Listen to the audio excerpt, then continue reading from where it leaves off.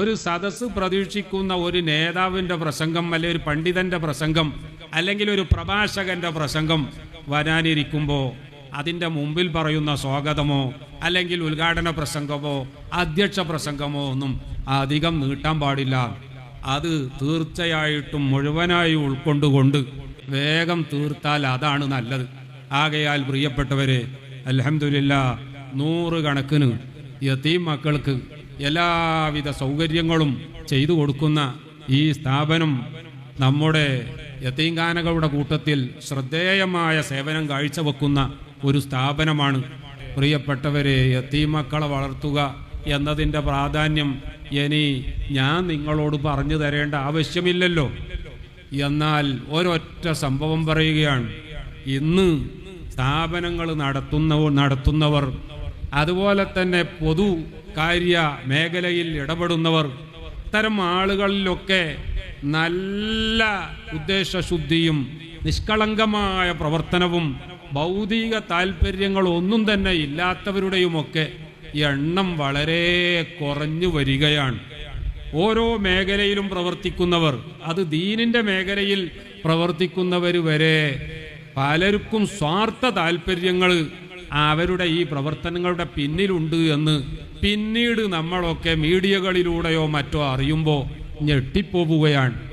അല്ലാമ അത്വാർ റഹിമഹുല്ല ജമ്മുൽ ജവാമീൻ്റെ ഹാഷിയയിൽ ഒരു സ്ഥലത്ത് എഴുതുകയുണ്ടായി. ഒരു വലിയ സംഘം കടലിലൂടെ കപ്പൽ യാത്ര നടത്തുകയാണ്.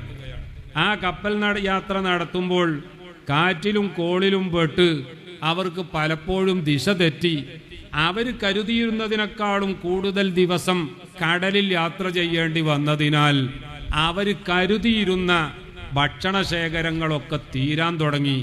ഏറ്റവും ആദ്യം തീർന്നത് ഭക്ഷണം പാകം ചെയ്യാനുള്ള വിറകുകളായിരുന്നു. ഭക്ഷണത്തിനുള്ള കമോഡിറ്റീസും അതിൻ്റെ ഫുഡ് സ്റ്റഫ്സും ഒക്കെ അല്പമൊക്കെ ഉണ്ടെങ്കിലും ഭക്ഷണം പാകം ചെയ്യാനുള്ള വിറക് പറ്റ തീർന്നു. അങ്ങനെ അവർ ആകെ ഭയവിഹ്വലരായി. അവരുടെ കൂട്ടത്തിൽ വലിയ ഒരു പണ്ഡിതനുണ്ടായിരുന്നു. ആ പണ്ഡിതനോട് ഇവർ പറഞ്ഞു, നിങ്ങൾ എന്തെങ്കിലും ഒരു പോംവഴി ഞങ്ങൾക്ക് നിർദ്ദേശിക്കണം. ഞങ്ങൾക്ക് എന്ത് പ്രയാസം ഉണ്ടാകുമ്പോഴും ഞങ്ങളുടെ നേതൃത്വമായ ആലിമീങ്ങളോട് ചെന്ന് പറയുമ്പോൾ അവർ ദുആ ചെയ്താൽ അല്ലാഹുത്താൽ ഒരു പരിഹാരം കാണിച്ചു തരാറുണ്ട്. നമുക്ക് വിറകില്ലാത്തത് കൊണ്ട് ഭക്ഷണം പാകം ചെയ്യാൻ യാതൊരു നിർവാഹവുമില്ല. തീ കത്തിക്കാനുള്ള തീപ്പെട്ടി പോലും തീർന്നിരിക്കുന്നു. ഇതുകൊണ്ട് ഒരു പരിഹാരം പറഞ്ഞു തരണം.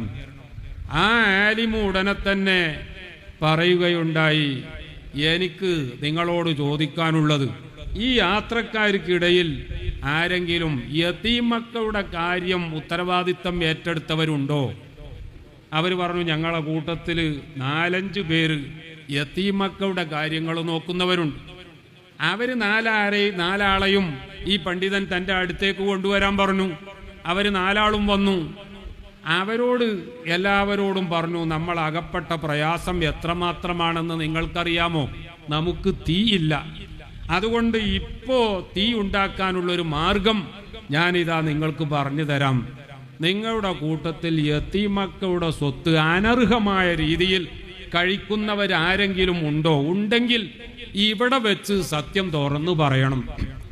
ആ 4-5 പേരിൽ ഒരാൾ പറഞ്ഞു, ഞാൻ ചിലപ്പോഴൊക്കെ യതീം മക്കൾക്ക് മറ്റുള്ളവർ നേർച്ചാക്കിയ പൈസ കുറച്ചൊക്കെ എടുക്കാറുണ്ട്.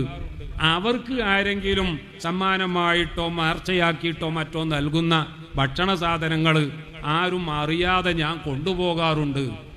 ഉടനെ ആ പണ്ഡിതൻ പറഞ്ഞു മറ്റുള്ളവരോട്, ഒരു കടലാസ് കൊണ്ടുവരിക. അങ്ങനെ വലിയ കടലാസ് കൊണ്ടുവന്നു. ഈ യതീം മക്കളുടെ സ്വത്ത് തിന്നുന്നവൻ എന്ന് സ്വയം സമ്മതിച്ച വ്യക്തിയുടെ കുപ്പായം പൊന്തിച്ചുകൊണ്ട് അയാളുടെ വയറിൽ ആ കടലാസ് അവിടെ വെച്ചിട്ട്, ഞങ്ങൾക്ക് തീയില്ല പടച്ചവനെ, നീ ഖുർആനിൽ പറഞ്ഞത് ഇന്നല്ലദീന യഅ്കുലൂന അംവാലൽ യതാമ ഇന്നമാ യഅ്കുലൂന ഫീ ബുതൂനിഹിം നാറാ വസയസ്ലൗന സഈറാ. യതീം മക്കളുടെ സ്വത്ത് അപഹരിക്കുന്നവർ, അത് തിന്നുന്നവർ, അവർ തിന്നുന്നത് തീ തിന്നുന്നവരാണ്. ദുനിയാവിൽ വെച്ച് തന്നെ അവർ തീ തിന്നുന്നവരാണ്. വസയസ്ലൗന സഈറാ, ഇനി നരകാഗ്നിയിൽ അവസാനം പ്രവേശിക്കേണ്ടവരുമാണ് എന്ന് പടച്ചവനെ നീ പറഞ്ഞിട്ടുണ്ട്. ഞങ്ങൾക്ക് ഭക്ഷണം പാകം ചെയ്യാൻ തീയില്ല. അതുകൊണ്ട് നീ പറഞ്ഞ ആയത്തിന്റെ വെളിച്ചത്തിൽ ഈ മനുഷ്യന്റെ പള്ളയിൽ തീയാണുള്ളത് എന്ന് ഞങ്ങൾ മനസ്സിലാക്കുകയാണ്. ഞങ്ങൾക്ക് ഈ തീ ഇപ്പൊ കത്തിച്ചു തരണം എന്ന് പറഞ്ഞു. ആ പേപ്പർ ഈ ആയത്ത് മോദിയിട്ട് അദ്ദേഹം അങ്ങോട്ട് വെച്ചപ്പോൾ ഉടനെ അങ്ങോട്ട് കത്തി എന്നും അവര് ആ തീ ഉപയോഗിച്ച് ഭക്ഷണം പാകം ചെയ്തു എന്നും കൂട്ടത്തിൽ ഈ മനുഷ്യനെ ആ ആലിമ് നന്നായി ഉപദേശിച്ചു. നിനക്കറിയുമോ, അന വകാഫിലുൽ യതീമി ഫിൽ ജന്നത്തി ഹാക്കദാ, യതീമിനെ നല്ല ഉദ്ദേശത്തോടുകൂടി ആത്മാർത്ഥമായി സേവിക്കുന്നവനും ഞാനും സ്വർഗത്തിൽ തൊട്ടടുത്തായിരിക്കും എന്ന് അള്ളാഹുവിന്റെ റസൂല് പറയാൻ ഉദാഹരണം കാണിച്ചത് 2 വിരലുകൾ അടുപ്പിച്ചു പിടിച്ചുകൊണ്ടാണ്. ഇത്രയും ബന്ധമായിരിക്കും. അതേസമയം യതീം മക്കളുടെ മുതൽ അപഹരിക്കുകയോ അതിൽ കൃത്രിമം കാണിക്കുകയോ ചെയ്യുന്നവര് വസയസ്ലൗന സഈറ എന്നാണ് ഖുർആൻ പറഞ്ഞത്. നരകാഗ്നിയായി മാറും എന്നാണ്. അതുകൊണ്ട് മോനെ, നീ ഇപ്പൊ തൗബ ചെയ്യണം. ഇനി മുതൽ യതീം മക്കളെ ആത്മാർത്ഥമായി പരിചരിക്കും എന്ന് നീ തീരുമാനിക്കണം. നേരത്തെ അവരുടേതെന്തെങ്കിലും എടുത്തിട്ടുണ്ടെങ്കിൽ തിരിച്ചു കൊടുക്കണം എന്നൊക്കെ പറഞ്ഞു അയാളെ കൊണ്ട് തൗബ ചെയ്യിപ്പിച്ചു. പ്രിയപ്പെട്ടവരെ, ഞാൻ പറഞ്ഞു വന്നത്, നമ്മളൊക്കെ പല കാര്യങ്ങളിലും ഏർപ്പെടുന്നവരാണ്. അള്ളാഹുവിന്റെ വജ്ഹ് വിചാരിച്ചായിരിക്കണം നമ്മുടെ എല്ലാ കാര്യങ്ങളും ചെയ്യുന്നത്. അവന്റെ റസൂലുള്ളാഹി സ്വല്ലല്ലാഹു അലൈഹി വസല്ലം തങ്ങൾ കൽപ്പിച്ചത് പ്രകാരമായിരിക്കണം നമ്മൾ ചെയ്യേണ്ടത്. സുന്നത്തിയമായത്തിൽ അടിയുറച്ച് വിശ്വസിച്ചുകൊണ്ടായിരിക്കണം നമ്മുടെ എല്ലാ പ്രവർത്തനങ്ങളും. അല്ലാഹു തആല ആ രീതിയിൽ ശരിയായ ദീനുൽ ഇസ്ലാം അനുസരിച്ച് ജീവിച്ച് അവസാനം മരിക്കുന്ന സമയത്ത് ലാ ഇലാഹ ഇല്ലല്ലാഹ് എന്ന കലിമത്തു തൗഹീദ് ഉറക്കെ ഉച്ചരിച്ചുകൊണ്ട് വഫാത്തായി ഹബീബായ റസൂലുള്ളാഹി സ്വല്ലല്ലാഹു അലൈഹി വസല്ലമ തങ്ങളെ കൂടെ ജന്നാത്തുൽ ഫിർദൗസിൽ ഒരുമിച്ച് കൂടാൻ ഭാഗ്യം ലഭിക്കുന്ന മുഅ്മിനീങ്ങളിൽ നമ്മെയും മാതാപിതാക്കൾ, ഉസ്താദുമാർ, ശിഷ്യന്മാർ, ഭാര്യ സന്താനങ്ങൾ, ബന്ധുമിത്രാദികൾ, ദുആ വസിയ്യത്ത് ചെയ്തവർ, ഇത്തരം വിഷയങ്ങളിൽ നമ്മോട് സഹകരിക്കുകയും നമ്മെ സഹായിക്കുകയും ചെയ്തവർ എല്ലാവരെയും അല്ലാഹു തആല ഉൾപ്പെടുത്തി അനുഗ്രഹിക്കുമാറാവട്ടെ എന്ന് ദുആ ചെയ്ത് ബിസ്മില്ലാഹിർ റഹ്മാനിർ റഹീം എന്ന വിശുദ്ധ നാമത്തിൽ എന്നെ ഏൽപ്പിച്ച ഉദ്ഘാടന കർമ്മം നിർവഹിച്ച് ഈ ഒരു പരിപാടിക്ക് എനിക്ക് അവസരം നൽകിയതിന് ഇതുമായി ബന്ധപ്പെട്ടവർക്ക് എല്ലാവർക്കും ഒറ്റവാക്കിൽ നന്ദി പറഞ്ഞ് ജസാക്കുമുല്ലാഹു ഖൈറൽ ജസാ എന്ന ദുആ ചെയ്ത് വആഖിറു ദഅവാന അനിൽ ഹംദുലില്ലാഹി റബ്ബിൽ ആലമീൻ. അസ്സലാമു അലൈക്കും വറഹ്മത്തുള്ളാഹി വബറകാതുഹു.